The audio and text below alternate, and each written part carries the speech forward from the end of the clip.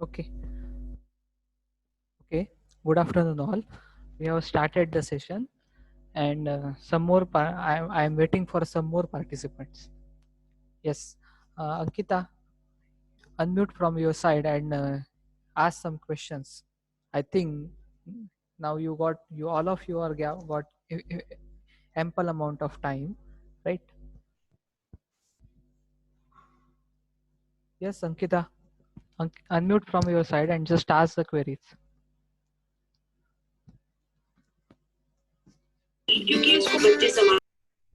बोला अंकिता बोला.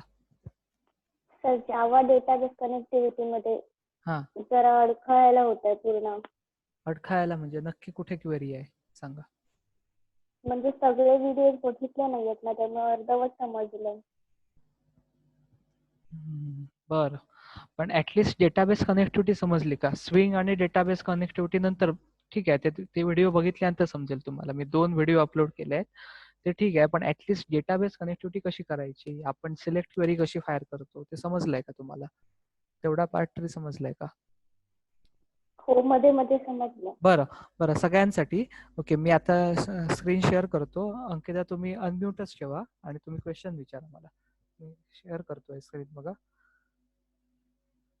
कारण पॉईंट नाहीये, मी पुढचं सांगत जाईन तुम्हाला, काय त्याला काहीच पॉईंट नाही. मला बरंच सांगायचं आहे, पण ते जोपर्यंत तुमच्याकडून त्याला मिळत नाही, रिप्लाय येत नाही, तोपर्यंत काहीच पॉईंट नाही. ओके, सगळ्यांनी लक्ष द्या. अंकिताचे प्रश्न हे सगळ्यांनाच पडलेले असतील कदाचित. ओके, त्यामुळे सगळ्यांनी लक्ष द्या इकडे. ठीक आहे, आता स्क्रीन विजिबल आहे अंकिता? हो. स्क्रीन विजिबल आहे, ठीक आहे. इम्पोर्ट स्टेटमेंट बद्दल काय डाऊट आहे? इम्पोर्ट, आपण पॅकेज इम्पोर्ट केला इथे, आहे का? डाऊट आहे का तिथे? नाही. ओके, म्हणजे पॅकेज इम्पोर्ट स्टेटमेंट आहे ते क्लिअर कट समजलंय तुम्हाला. आणि का वापरतो आपण? कारण आपल्याला कनेक्शन, स्टेटमेंट आणि रिझल्ट सेट हे जे क्लास आणि इंटरफेस आहे त्यांना वापरायचं आहे. त्यासाठी आपण पॅकेज इम्पोर्ट करतो. कोणतं पॅकेज? SQL package. त्याबद्दल मी बरंच डिस्कशन केलेलं आहे की कनेक्शन किंवा स्टेटमेंट हे जे इंटरफेस आहेत ते अजून बऱ्याच पॅकेजेसमध्ये अवेलेबल आहेत. क्लासचं नाव किंवा इंटरफेसचं नाव आयडेंटिकल असेल तरी पण तो क्लास किंवा इंटरफेस एकापेक्षा जास्त पॅकेजमध्ये अवेलेबल असू शकतो. परंतु आपल्याला तोच क्लास किंवा इंटरफेस वापरायचा असतो जो आपल्याला प्रोग्रामिंगमध्ये महत्वाचा आहे, आपल्या एसक्यूएल डेटाबेस कनेक्टिव्हिटीमध्ये महत्वाचा आहे. म्हणून आपण काय करतो? एसक्यूएल पॅकेजला इम्पोर्ट करतो. ओके, हा पार्ट क्लिअर आहे सगळ्यांना? अंकिता क्लिअर आहे? हॅलो. हो हो. ओके, ठीक आहे. नंतर आपण नॉर्मली जसं क्लास क्रिएट करतो, तुम्हाला दाखवलं होतं मी, ते प्रोसिजर दाखवली होती तुम्हाला. काय करतो आपण? पॅकेजवर जातो, राईट क्लिक करतो, ओके, अँड न्यू वर गेल्यानंतर आपण जावा क्लास क्रिएट करतो. त्या पद्धतीनेच आपण जावा क्लास क्रिएट केलेला आहे. ठीक आहे. त्यानंतर आपण इथे मेन मेथड घेतली आहे. ओके, याच्यामध्ये तर काही डाऊट नसेल तुम्हाला. ओके, मेन मेथडमध्ये आपण ट्राय कॅच ब्लॉक वापरतो. आणि अंडर आपण ट्राय कॅच ब्लॉक का वापरतो? कारण एक्सेप्शन येऊ शकतं. आणि कुठे कुठे एक्सेप्शन येऊ शकतं आपल्या प्रोग्राममध्ये, ह्याबद्दल आपण डिस्कशन केलं आहे. पहिली पॉसिबिलिटी काय? ड्रायव्हरचं नेम जर चुकीचं दिलं असेल, ओके, इनकरेक्ट ड्रायव्हर नेम असेल तर आपल्याला एक्सेप्शन येऊ शकतं. सेकंड पॉसिबिलिटी आहे की आपण गेट कनेक्शन मेथड ज्या वेळेला वापरतो त्यावेळेला आपल्याला 3 पॅरामीटर द्यायला लागतात. We have to give 3 parameters. This is my first parameter. Okay, first parameter is URL, second parameter is user name, and third parameter is password. तेव्हा ह्यामध्ये जर आपण मिस्टेक केली तर काय होऊ शकतं? एक्सेप्शन येऊ शकतं. आता हे सगळे पॅरामीटर्स स्ट्रिंग डेटा टाईपचे आहेत, म्हणून प्रत्येक पॅरामीटर आपण डबल कोटेशनमध्ये काय केलंय? रिप्रेझेंट केलंय. इथे जर मिस्टेक केली आपण हे लिहिताना तर पॉसिबली एक्सेप्शन येऊ शकतं, राईट? अजून कुठे एक्सेप्शन येऊ शकतं? आपण हे जे क्रिएट स्टेटमेंट फायर करतो, क्रिएट स्टेटमेंट मेथड कॉल करतो त्यावेळेला एक्सेप्शन येऊ शकतं. किंवा आपण ज्यावेळेला क्वेरी फायर करतो त्यावेळेला एक्सेप्शन येऊ शकतो. या सगळ्या टाईपच्या एक्सेप्शनला मॅनेज करण्यासाठी आपण काय वापरतो? ट्राय कॅच ब्लॉक वापरतो. ठीक आहे. अंकिता सांगा, इथे इथपर्यंत काही प्रॉब्लेम आहे का रिझल्ट सेट पर्यंत? नाही. गेट कनेक्शन मेथड मधले जे पॅरामीटर्स आहेत ते सगळे पॅरामीटर्स समजले का? हो. आपण सावकाश पुढे जाऊया, गडबड नाही आपल्याला. समजले पॅरामीटर्स कसे आले ते? ओके, JDBCचा मिनिंग समजला, जावा database connectivity. MySQL for database name followed by local host. Local host कशासाठी? IP ॲड्रेससाठी. स्वतःचं मशीन वापरत असल्यामुळे सेम IP ॲड्रेस आहे, आयडेंटिकल IP ॲड्रेस आहे, म्हणून आपण लोकल होस्ट वापरतो. दुसऱ्या मशीनशी कनेक्ट करायचं असेल तर त्या मशीनचा IP ॲड्रेस आपल्याला वापरायला लागेल. पुढे काय आपल्याकडे? Port number. नेक्स्ट काय? डेटाबेसचं नाव. डेटाबेसचं नाव तुम्ही चेंज करू शकता. तुम्ही जर डेटाबेस बदलला तर डेटाबेसचं नाव काय करणार आहात? चेंज करणार आहात. आणि त्या पुढचा जो पार्ट आहे तो कशाबद्दल आहे? हा पार्ट प्रत्येक ठिकाणी येणार आहे. Character encoding UTF-8. आता UTF-8चा मिनिंग असा आहे की युनिकोड टेक्स्ट फॉर्मॅट. UTF म्हणजे काय? Unicode text format. आणि 8 म्हणजे काय? 8 बिट्स. तेव्हा आपण जे कॅरेक्टर एन्कोडिंग वापरतो, आपण जे काही कॅरेक्टर्सशी डील करतो डेटाबेसमध्ये, ते काय असतात? UTF-8 स्टँडर्डचे असतात. तो स्टँडर्ड आपण इथे मेन्शन केलेला आहे. ओके. आणि त्यानंतर युजर SSL आहे बघा. त्यानंतरचा पार्ट काय? User SSL. अँड म्हटलं इथे, यूज SSL. SSL म्हणजे सेक्युअर सॉकेट लेअर कनेक्शन. ते आपण फॉल्स म्हटलंय. ते जर आपण ट्रू केलं तर आपल्याला SSL स्टँडर्ड प्रमाणे आपल्याला कनेक्टिव्हिटी द्यावी लागते. ओके, जे इंडस्ट्री वापरते. आपल्याला त्याची गरज नाही, आपण अकॅडमिक लेवलला वापरतोय, त्यामुळे त्याला आपण फॉल्स ठेवलंय. आणि लास्ट पॅरामीटर आहे युनिकोड. युनिकोड आपण नेहमी ट्रू ठेवतो. ठीक आहे. पुढचे 2 पॅरामीटर्स आहेत, युजर नेम आणि पासवर्ड. आपण by default user name root and root वापरलाय, त्यामुळे आपण रूट आणि रूट युजर नेम आणि पासवर्ड. तुम्ही समजा युजर नेम किंवा पासवर्ड चेंज केला असेल तर अकॉर्डिंगली आपण काय करणार आहोत? चेंज करणार. So I think up to this part it is clear to you. Next one is a create statement. Okay, आपण क्रिएट स्टेटमेंटला कॉल करतो. ओके, कॉन डॉट क्रिएट स्टेटमेंटने, आणि स्टेटमेंटचा रेफरन्स बनवतो. आणि त्यानंतर आपण एक्झिक्यूट क्वेरी फायर करतो कमांड, आणि त्यामध्ये आपण क्वेरी देतो. जर आपल्याला इन्सर्ट क्वेरी द्यायची असेल तर आपण काय वापरणार आहोत? एक्झिक्यूट अपडेट मेथड वापरणार आहोत. ओके, व्हेअर जर तुम्हाला सिलेक्ट क्वेरी द्यायची असेल तर कोणती मेथड वापरतो आपण? एक्झिक्यूट क्वेरी मेथड वापरतो. ठीक आहे. तो ह्या पार्टपर्यंत प्रत्येकाला क्लिअर झालं असेल. आता नेक्स्ट पार्ट, कमेंट दिलाय तो सेक्शन सोडून द्या. हा जो नेक्स्ट पार्ट आहे तो खूप महत्वाचा आहे. RS.next. याबद्दल मी डिस्कशन केलं होतं. RS मध्ये काय असतं बघा, मी त्या दिवशी अनोटेट करून ह्या गोष्टी दाखवल्या होत्या. RS मध्ये तुमच्या टेबलमध्ये जो डेटा आहे तो डेटा आपल्याला मिळतो, राईट ना? ओके, समजा टेबलमध्ये जर आपल्या 2 रोज असतील, ओके, फर्स्ट रो आणि सेकंड रो, आणि 3 कॉलम्स असतील. आपलं EMP टेबल होतं ज्यामध्ये काय होतं? 3 कॉलम्स होते आणि 2 रोज होत्या. आपण 2 रोज आपण टपल्स म्हणतो, आपण इन्सर्ट केले. दिस इज फर्स्ट रो 101, त्याचा एम्प्लॉई ID होता. दिस इज माय सेकंड रो, त्याचा एम्प्लॉई ID 102 होता. ठीक आहे. ज्या वेळेला आपण सिलेक्ट क्वेरी फायर केली त्यावेळेला RS मध्ये हा जो डेटा होता तो आपल्याला मिळाला. आणि RS चा पॉइंटर कुठे होता? Okay, just before the first row. पहिल्या रोच्या जस्ट आधी RS चा पॉइंटर तिथे काय असतो? पॉइंट करत असतो. ज्या वेळेला आपल्याला RS.next करतो आपण, त्यावेळेला काय होतो? हा पॉइंटर अपडेट होतो आणि फर्स्ट रो कडे येतो. आणि फर्स्ट रो मध्ये 3 व्हॅल्यूज आहेत. एम्प्लॉई ID आहे, एम्प्लॉई नेम आहे, अँड एम्प्लॉई डेजिग्नेशन आहे. एम्प्लॉई ID इंटीजर आहे म्हणून आपण काय केलंय? RS.getInt वापरलंय. एम्प्लॉई नेम जे आहे ते व्हॅरचर डेटा टाईपचं आहे म्हणून आपण RS.getString वापरलंय. ओके, आणि व्हेअरएज डेजिग्नेशन आहे ते सुद्धा व्हॅरचर टाईपचं आहे म्हणून RS.getString वापरलंय. जावामध्ये स्ट्रिंग डेटा टाईप आहे, पण डेटाबेसमध्ये आपल्याकडे स्ट्रिंग डेटा टाईप नाही, म्हणून आपण काय वापरतो? व्हॅरचर वापरतो. Okay, so string in Java corresponds to varchar in database. Okay, similarly आपण ज्या वेळेला आपण व्हाईल लूपमध्ये आहोत, सिंगल लाईन व्हाईल लूप आहे, त्यामुळे ब्रेसेसची आवश्यकता नाही. ओके, तुम्हाला द्यायचे असेल तर इथे ब्रेसेस येऊ शकतील. ओके, परंतु ब्रेसेसची काही आवश्यकता नाही, राईट? तुम्ही ज्या वेळेला तुम्ही पहिला पार्ट एक्झिक्यूट करता त्यावेळेला पहिल्या रो मधला डेटा आपण काय करतो? शो करतो, राईट? ज्या वेळेला आपण RS.next करतो त्यावेळेला हा पॉइंटर अपडेट होतो आणि नेक्स्ट रो कडे येतो. नेक्स्ट रो जर प्रेझेंट असेल तर नेक्स्ट रो मधल्या व्हॅल्यूज काय होतील? डिस्प्ले केल्या जातील, म्हणून प्रिंट स्टेटमेंट वापरलाय आपण. जर नेक्स्ट रो प्रेझेंट नसेल तर आपण काय करणार? थांबणार आहोत. नेक्स्ट रो प्रेझेंट नाही याचा अर्थ काय? नेक्स्ट मेथड काय करते? फॉल्स रिटर्न करते. आणि फॉल्स ज्यावेळेला रिटर्न करते त्यावेळेला व्हाईल लूप काय होतं? टर्मिनेट होतो, एंड होतं त्या पॉईंटला.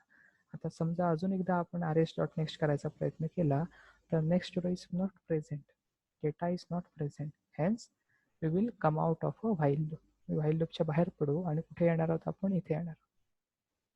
ओके, हा पार्ट आपण कमेंटमध्ये ठेवला आहे त्यामुळे एक्झिक्यूट करण्याची गरज नाही, म्हणजे ट्राय ब्लॉक आपला काय होईल, कम्प्लीट होईल. नेक्स्ट पार्टमध्ये कुठे जाणार आहोत आपण, कॅच ब्लॉककडे जाणार आहोत.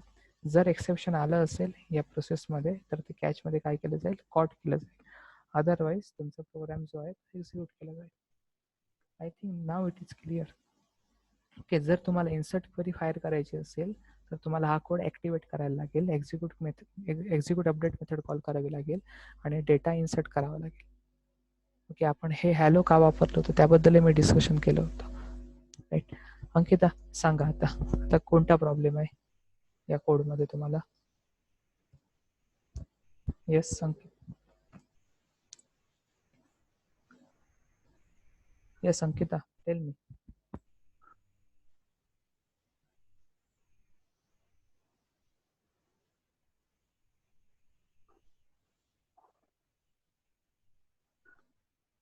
सांगा. तुम्हाला माहितीसाठी हवं असेल तर हे दोन्ही कोड मी तुम्हाला शेअर करतो गुगल क्लासरूमवर. तर मी तो कोड जो आहे तुम्ही परत एकदा बघून घ्या. तुम्हाला मी शेअर करतो, त्याची PDF शेअर करतो.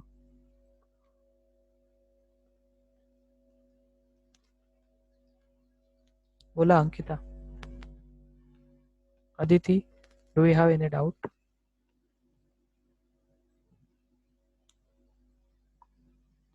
Yes. Anyone else is having some doubts? Madhuja, do you have any doubts? Unmute from your side. हाँ बोला मधुजा, बोला. सर रिझल्ट सेट मध्ये डाऊट आहे. बर, काय समजलं नाही रिझल्ट सेट मध्ये?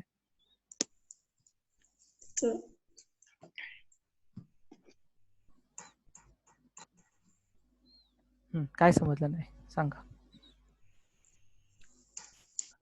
आपण जी क्वेरी इथे फायर करतो ती क्वेरी फायर केल्यानंतर आपण एम्प्लॉई टेबलमध्ये असलेला डेटा काय करतो, एक्स्ट्रॅक्ट करतो. सिलेक्ट करतो म्हणजे काय करतो, एक्स्ट्रॅक्ट करतो, मिळवतो आपण. आणि तो डेटा कुठे येतो, RS मध्ये येतो, बरोबर ना. RS मध्ये डेटा येतो. पण RS मध्ये समजा आपल्या टेबलमध्ये 10 रोज असतील तर त्या सगळ्या रोज आपल्या RS मध्ये येणार आहेत, बरोबर ना. मग तुम्हाला काय करायला पाहिजे, 1 बाय 1 रो बघितल्या पाहिजे. First row, then second row, third row, fourth row, up to 10th row. मग ते करण्यासाठी आपल्याकडे मेथड कोणती आहे, नेक्स्ट मेथड आहे. ज्या वेळेला आपण एकदा नेक्स्ट मेथडला कॉल करतो त्यावेळेला आपण एका रो वर जातो, एका रोने अपडेट होतो ऍक्च्युली. ओके, परत एकदा जेव्हा मी नेक्स्ट मेथडला कॉल करतो तेव्हा अजून एकदा अपडेट होतो. म्हणजे मी एका वेळेला एकच रो बघू शकतो. ओके, एक रो म्हणजे एका रो मध्ये असलेल्या सगळ्या व्हॅल्यूज मी बघू शकतो. आणि जोपर्यंत ही नेक्स्ट मेथड ट्रू रिटर्न करते, ट्रू कधीपर्यंत रिटर्न करेल, जोपर्यंत रो अवेलेबल असेल तोपर्यंत, म्हणजेच डेटा अवेलेबल असेल तोपर्यंत. ज्या वेळेला डेटा अवेलेबल नसेल म्हणजे रो प्रेझेंट नसेल त्यावेळेला नेक्स्ट मेथड काय करेल, फॉल्स रिटर्न करेल. नेक्स्टने फॉल्स रिटर्न केल्यानंतर आपण बाहेर पडणार आहोत, बरोबर ना. आपल्याला हेच पाहिजे, RS मध्ये असलेला सगळा डेटा आपल्याला बघायचा आहे 1 बाय 1. प्रत्येक एम्प्लॉईचा रेकॉर्ड बघायचा आहे, करेक्ट. म्हणजे रिझल्ट सेट हा क्लास आहे, SQL पॅकेज मध्ये अवेलेबल आहे, ज्याचा आपण ऑब्जेक्ट क्रिएट करतोय, बरोबर ना. एक्झिक्यूट क्वेरी जर तुम्ही बघितला तर एक्झिक्यूट क्वेरीचा रिटर्न टाईप तुम्ही बघा. एक्झिक्यूट क्वेरीचा रिटर्न टाईप सांगतो की तुम्हाला रिझल्ट सेट तुम्हाला काय मिळतं, रिटर्न मध्ये मिळतं. दिस इज द स्ट्रीम स्क्रीनवर दिसत तुम्हाला, बरोबर ना. एक्झिक्यूट क्वेरीचा रिटर्न टाईप तुम्हाला दिसत असेल स्क्रीनवर, मी बघा आता. Okay, the result set class is present under a java.sql. Okay, and this is the return type of execute query. जर एक्झिक्यूट क्वेरी रिझल्ट सेट क्लासचा ऑब्जेक्ट रिटर्न करत असेल तर आपल्याला काय केलं पाहिजे, रिझल्ट सेट क्लासचा ऑब्जेक्ट बनवलं पाहिजे ज्याच्यामध्ये आपण स्टोअर करणार आहोत. हे बेसिक फंडा आहे बेसिक जावाचा. जावा काय सांगतं आपल्याला, मेथड जो डेटा टाईप रिटर्न करते त्या डेटा टाईपचा आपण व्हेरिएबल वापरलं पाहिजे. मेथडने जर इंटिजर व्हॅल्यू रिटर्न केली तर आपण इंटिजर व्हेरिएबल वापरलं पाहिजे. मेथडने डबल व्हॅल्यू रिटर्न केली तर डबल व्हेरिएबल वापरलं पाहिजे. अदरवाईज आपण स्टोअर करू शकत नाही, राईट ना. ओके, हे आपण बघितलंय बेसिक जावामध्ये. ठीक आहे, नेक्स्ट प्रज्ञा.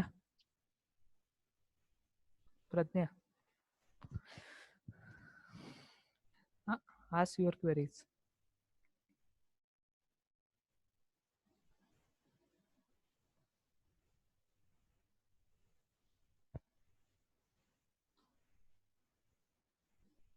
प्रतीक, काही डाऊट आहे तर विचारा. अनम्यूट करा आणि विचारा.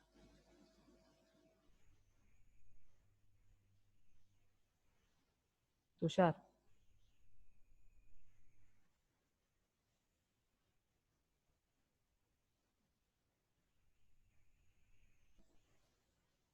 ओके. जे लोक प्रेझेंट नसतात सेशनला त्यांनी ती सेशन रेकॉर्डिंग तरी ऐकावी. Okay, so I got a reply from Pragya also that she is understood. Okay, now I want to discuss new concept, okay, in a database. ठीक आहे, ऑलरेडी ही गोष्ट आपण डिस्कस केलेली आहे. पुढचा जो क्लास आहे लॉग इन फॉर्म, ओके, हा तुमच्या स्क्रीनवर दिसत असेल, आता तुम्ही बघू शकता. ह्या लॉग इन फॉर्ममध्ये बऱ्याच गोष्टी आहेत ज्या आपण केल्या आहेत. या लॉग इन फॉर्मसाठी मी रेकॉर्डेड सेशन बनवलेलं आहे, 44 मिनिटाचं आहे ते तुम्ही बघा. मी ऑलरेडी अपलोड केलं आहे यूट्यूबवर. ओके, त्याच्यामध्ये प्रत्येक फंक्शनॅलिटी मी सांगितली आहे. हे जे फंक्शनॅलिटी आहे ते बनवण्यासाठी काय करायचं, एक्झॅक्टली लॉग इन फॉर्म कसा बनवायचा, त्याबद्दल मी डिटेलमध्ये डिस्कशन केलं आहे. ॲक्शन लिस्नर म्हणजे काय आहे, जे फ्रेमचा वापर कसा करायचा, सेट ॲड ॲक्शन लिस्नरचा वापर कसा करायचा, या सगळ्या गोष्टीबद्दल मी डिस्कशन केलेलं आहे. ठीक आहे, तेव्हा तुम्ही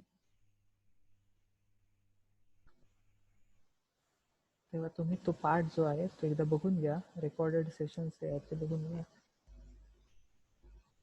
ठीक आहे, आज मी दुसऱ्या कॉन्सेप्ट बद्दल डिस्कशन करणार आहे. आपण तोच पार्ट परत बघणार नाही. Wait for some time.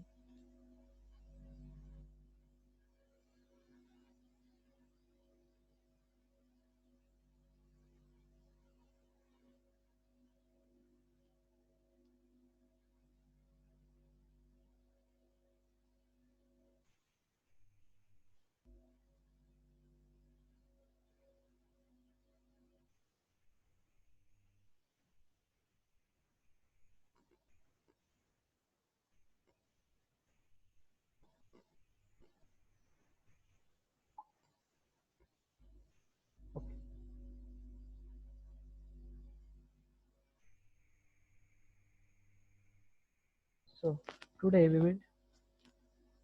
we will discuss about a prepared statement. Okay, this is a new concept. There are two interfaces which are available in Java. Okay, I think the screen is visible to you, right?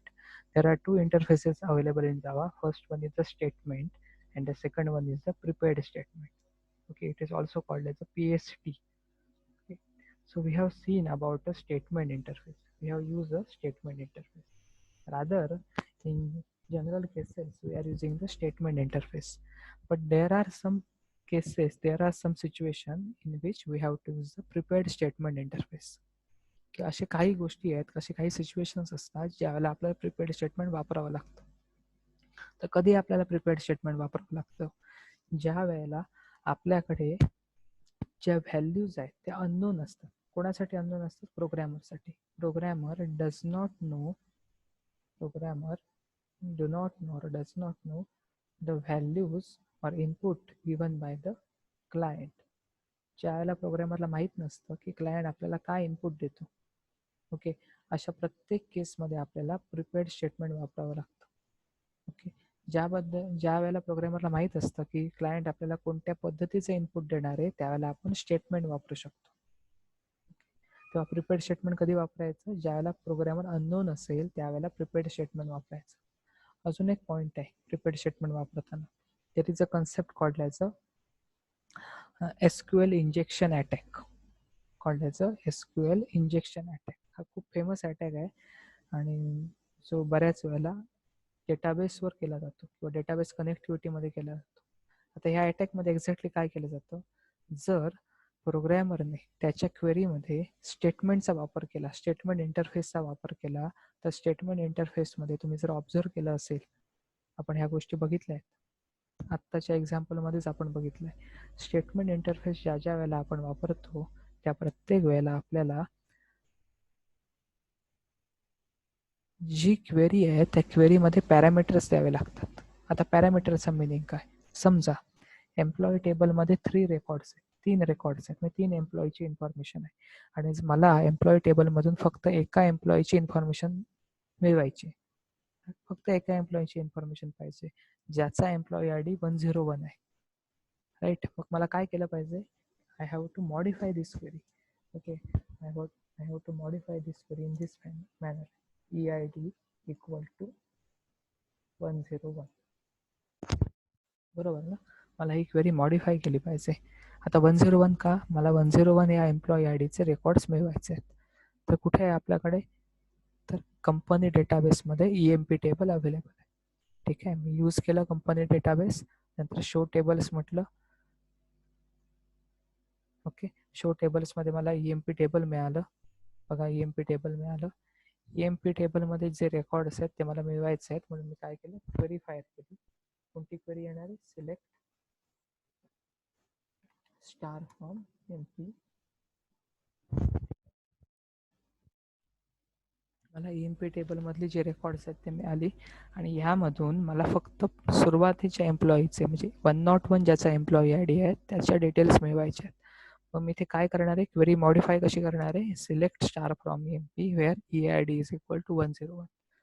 आता ह्या ज्या वेळेला आपण query run करतो त्यावेळेला आपल्याला output मिळतं. Okay, तुम्ही व्हिज्युअलाइज करू शकता तुम्हाला कोणतं आउटपुट मिळेल ही क्वेरी रन केल्यानंतर. Okay, you are getting an output. The output is correct, but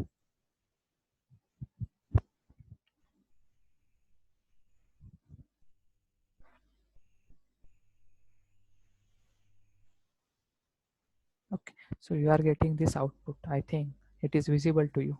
101 Rohan and Meg. बरोबर. परंतु ही क्वेरी फायर करत असताना आपल्याला एम्प्लॉई आय डीची व्हॅल्यू काय करावी लागली? क्वेरीमध्ये इन्सर्ट करायला लागली. आता SQL इंजेक्शनचा मिनिंग काय? ज्या वेळेला SQL इंजेक्शन अटॅक परफॉर्म केला जातो त्यावेळेला प्रोग्रॅमरने जी व्हॅल्यू प्रोग्राममध्ये कोणती व्हॅल्यू दिली बघा? क्वेरीमध्ये एम्प्लॉई आय डीची व्हॅल्यू दिली. या एम्प्लॉई आय डीची व्हॅल्यू जी दिलेली आहे ती व्हॅल्यू चेंज केली जाते, मॉडिफाय केली जाते. ओके, प्रोग्रामरला कोणता डेटा पाहिजे होता? ज्याचा एम्प्लॉई आय डी 101 आहे त्याचा डेटा मिळवायचा होता. परंतु हॅकरने ओके किंवा सिक्युरिटी थ्रेट क्रिएट करणाऱ्या माणसाने ही 101 व्हॅल्यू काय केली? मॉडिफाय केली. इन्स्टेड ऑफ 101 ओके ती व्हॅल्यू मॉडिफाय केली आणि 103 केली. राईट. तेव्हा 101चा डेटा न मिळता आपल्याला कोणाचा डेटा मिळतो? 103चा डेटा मिळतो. आणि आपण ज्या वेळेला हा डेटा मिळवला त्यावेळेला फक्त एम्प्लॉईचं नेम आणि एम्प्लॉईचं डेझिग्नेशन मिळवलं असेल, या दोनच गोष्टी जर मिळवल्या असतील तर आपल्याला हे समजणारच नाही की आपण नक्की कोणाचा डेटा मिळवतोय. लॉजिकली आपण कोणाचा डेटा मिळवला पाहिजे होता? ज्याचा एम्प्लॉई आय डी 101 आहे त्याचा डेटा मिळवला पाहिजे होता. म्हणजेच आपल्याला रोहन आणि मेक डेटा आला पाहिजे होता. परंतु हॅकरने चेंज केल्यामुळे EID मॉडिफाय झाल्यामुळे 103चा डेटा मिळेल. म्हणजे कोणाचा डेटा मिळेल आपल्याला? महेशचा डेटा मिळेल. Mahesh and senior manager. This particular attack is called as a SQL injection attack. तुम्ही नोट डाऊन करून ठेवा नोटबुकमध्ये. It is called as a SQL injection attack. And to avoid this attack okay we are using a prepared statement. Okay, prepared statement मग exactly काय काम करतो? Prepared statement हा attack avoid करतो. तर अवॉइड करण्यासाठी काय करतो? प्रिपेअर्ड स्टेटमेंट जिथे आपल्याला ही व्हॅल्यू द्यायची आहे त्या ठिकाणी आपण क्वेश्चन मार्क यूज करतो. We are using a question mark and we are providing the values okay afterwards so that attacker cannot modify this values. आपल्याला EIDची व्हॅल्यू तर द्यावीच लागेल, अदरवाईज आपल्याला करेक्ट रेकॉर्ड मिळणार नाही. परंतु ते देण्यासाठी आपण ती ओपनली न देता आपण काय करतो? हाईड करतो व्हॅल्यू आणि ते पास करतो. ह्याच्यामुळे आपण काय करू शकतो? SQL इंजेक्शनला प्रिव्हेंट करू शकतो. त्याचा एक्झाम्पल ते दाखवलंय बघा. Okay, this is SQL injection query. Okay, काय करतो आपण? क्वेरीमध्ये मॉडिफिकेशन करतो. इन्सर्ट इंटू EMP 130 व्हॅल्यूज आणि पुढे काय करतोय आपण? क्वेश्चन मार्क यूज करतो. ठीक आहे. आता मी तुम्हाला हे मॉडिफाय करतो एक्झाम्पल आणि तुम्हाला दाखवतो की कशा पद्धतीने आपण प्रिपेड स्टेटमेंट वापरू शकतो. ह्याच प्रोग्राममध्ये आपण प्रिपेड स्टेटमेंट वापरणार आहोत. So I am commenting this particular part. I am commenting this part. Now we will try to use the prepared statement instead of statement.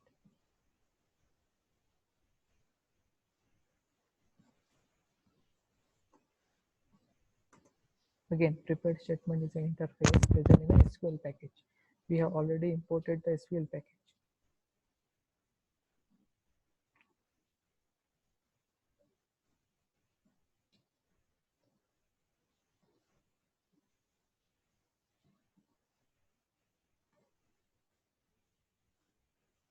Okay. Here we have to write a query.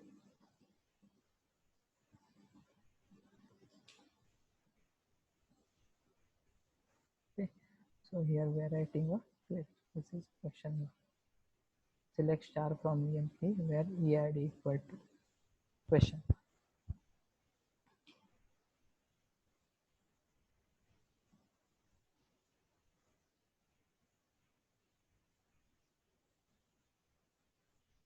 Okay. Then okay. Here only single question mark is there, but you have to specify what is the value of EID. So you can specify that value by using this mechanism pst dot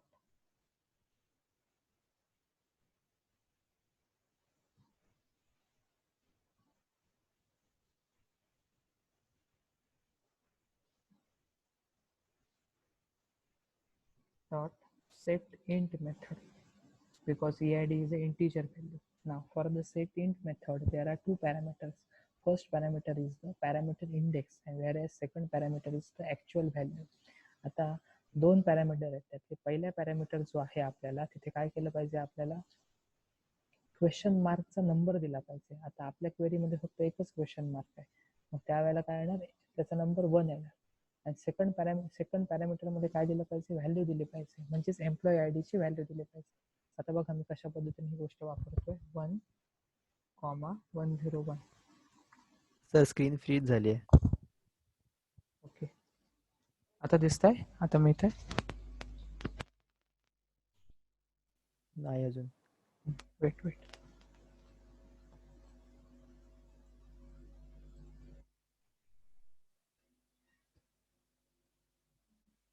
आता available आहे? हा झालं आता. Okay, तर हे prepaid statement पर्यंत आलो होतो का आपण? हे समजलंय तुम्हाला प्रिपेड स्टेटमेंट कसं वापरायचं? Instead of statement we are using a prepared statement, right? So prepared स्टेटमेंटचं आपण काय बनवला, रेफरन्स बनवला आणि त्यामध्ये आपण क्वेरी पास केली. फक्त डिफरन्स काय की क्वेरीमध्ये आपण EID ची व्हॅल्यू दिली नाहीये, आपण काय वापरलंय, क्वेश्चन मार्क वापरलाय. आणि त्यानंतर आपण pst डॉट सेट इंट वापरून त्याच्यामध्ये आपण व्हॅल्यूज देतो. तर फर्स्ट पॅरामीटर काय सांगतो, क्वेश्चन मार्क कितव्या स्थानावर आहे. ओके, क्वेश्चन मार्कची पोझिशन इंडिकेट करतो. आता एकच क्वेश्चन मार्क असल्यामुळे तो पहिल्या स्थानावर आहे. आणि दुसरा पॅरामीटर, सेकंड पॅरामीटर काय करतो, आपल्याला ॲक्च्युअल व्हॅल्यू सांगतो. आपण ॲक्च्युअल व्हॅल्यू पास केली 101, म्हणजे 101 एम्प्लॉईचे रेकॉर्ड्स काय मिळतील आपल्याला, PST कडे अवेलेबल होतील. ठीक आहे. त्यानंतर हे सेट केल्यानंतर आपण काय करणार आहोत, ही क्वेरी एक्झिक्यूट करणार आहोत. ओके, कशी एक्झिक्यूट करायची, pst डॉट एक्झिक्यूट क्वेरी. तुम्ही आता इथे बघू शकाल की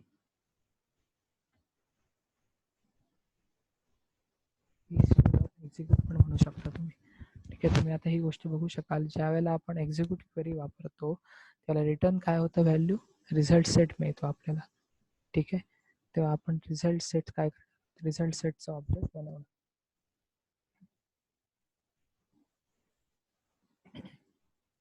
आणि नेक्स्ट जो पार्ट आहे आपला तो आयडेंटिकल आहे.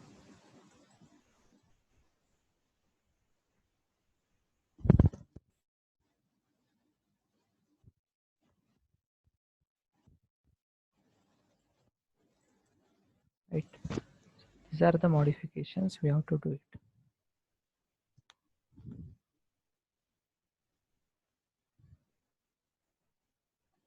So again we are getting the same output. आपल्याला सेम आउटपुट मिळत आहे कारण आपण फक्त सेकंड अँड थर्ड कॉलमच्या व्हॅल्यूज मिळवल्या होत्या. आपण जर फर्स्ट कॉलमची व्हॅल्यू मिळाली तर आपल्या तिन्ही व्हॅल्यूज आपल्याला मिळू शकतात.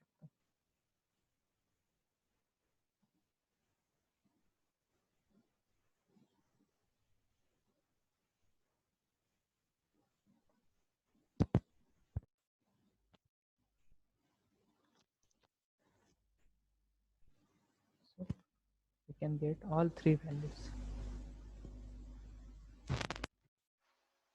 तेव्हा प्रिपेअर्ड स्टेटमेंटमध्ये काय इम्पॉर्टंट आहे, प्रिपेअर्ड स्टेटमेंटमध्ये आपल्याला व्हॅल्यू द्यावी लागत नाही. आपण ती व्हॅल्यू काय करू शकतो, सेट इंट सारख्या मेथड्सचा वापर करून व्हॅल्यू नंतर पास ऑन करू शकतो. आता ही प्रिपेअर्ड स्टेटमेंट कधी उपयोगाला पडेल, ज्या वेळेला युजर व्हॅल्यू देत असेल, क्लायंट आपल्याला व्हॅल्यू देत असेल, त्यावेळेला आपण ती व्हॅल्यू काय करणार आहोत, एका व्हेरिएबलमध्ये स्टोअर करणार आहोत आणि त्या व्हॅल्यूचा वापर करून आपण ती क्वेरीला पास करणार आहोत. त्या प्रत्येक वेळेला तुम्हाला प्रिपेअर्ड स्टेटमेंट उपयोगाचं येईल. तेव्हा म्हणून मी तुम्हाला लॉग इन फॉर्मचं जे ॲप्लिकेशन बनवलं आहे, लॉग इन फॉर्मचं ॲप्लिकेशन तुम्ही बघा, तो रेकॉर्डिंग बघा. मी पुढचं एक सेशन जे तुम्हाला रेकॉर्डेड सेशन पाठवणार आहे, ते सेशन प्रिपेअर्ड स्टेटमेंटचं सेशन पाठवणार आहे. ठीक आहे. आणि त्या प्रिपेअर्ड स्टेटमेंटच्या सेशनमध्ये मी तुम्हाला लॉग इन फॉर्ममध्ये प्रिपेअर्ड स्टेटमेंट कसं वापरायचं त्याबद्दल डिस्कशन करणार आहे. So I think the part is clear to you. Prateek, yes, तुम्हाला डाऊट असेल तर विचारा. मी तुम्हाला हा कोड शेअर करतो प्रिपेअर्ड स्टेटमेंटचा, तर तुमचे डाऊट्स विचारा.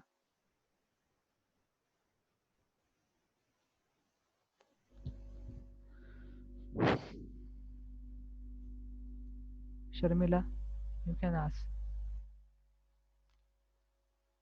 Actually, anyone can ask the doubts. Paresh, you can ask. Tushar.